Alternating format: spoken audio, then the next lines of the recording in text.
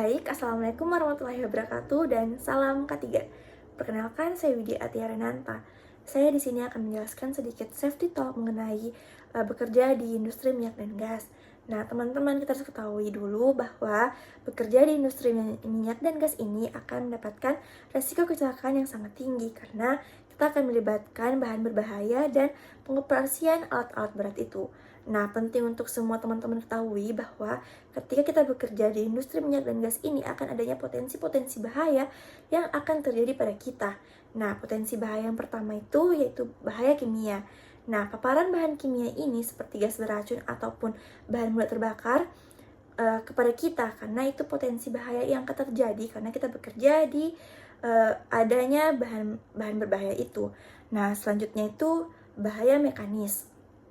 Nah, potensi bahaya mekanis ini terjadi akan adanya potensi bahaya ini karena kita bekerja melibatkan alat-alat berat dan akan adanya kecelakaan akibat peralatan berat tersebut.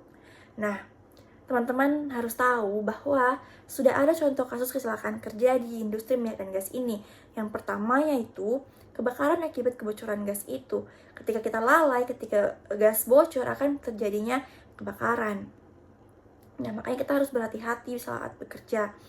Nah, yang kedua itu kecelakaan kerja saat mengoperasikan alat-alat berat.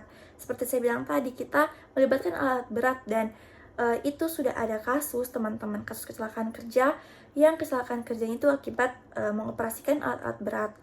Nah, yang ketiga itu keracunan akibat paparan bahan kimia atau bahan berbahaya tersebut.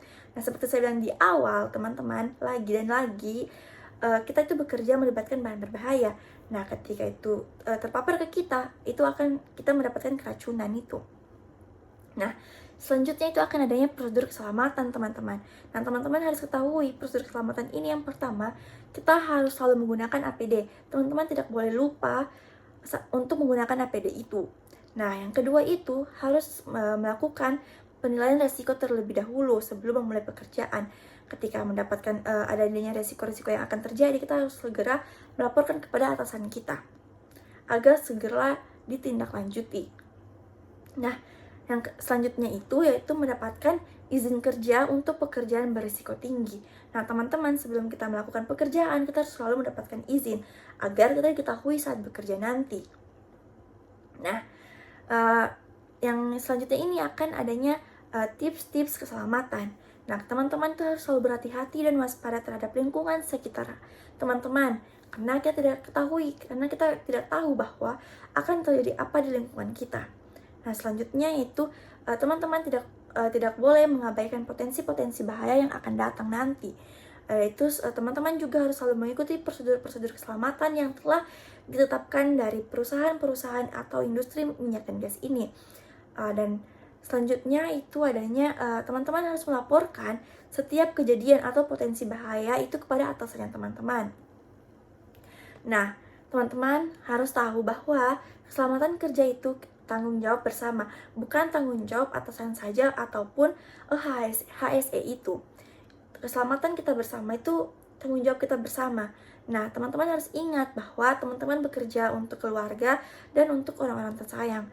Nah, selama teman-teman bekerja itu, teman-teman harus menerapkan keselamatan itu. Teman-teman harus berhati-hati karena teman-teman harus pulang dengan keadaan sehat dan selamat. Karena sebaik-baiknya pekerjaan, ketika kita selesai bekerja, kita tetap selamat dan tetap sehat, teman-teman. Ketika kita mematuhi peraturan-peraturan keselamatan yang ada, resiko-resiko kecelakaan kerja itu akan berkurang dan kita akan lingkungan kerja kita akan selalu aman. Nah, seperti itu, teman-teman. Makanya selalu saya bilang jangan pernah sepelekan saat bekerja itu, karena teman-teman banyak yang harapkan pulang dengan keadaan sehat, selamat, tanpa kurang satu apapun. Makanya teman-teman, ketika bekerja selalu ingat pada aturan-aturan yang telah diatur dari perusahaan itu untuk teman-teman ikuti. Sekian safety talk dari saya. Wabillahi taufiq walhidayah. Wassalamualaikum warahmatullahi wabarakatuh.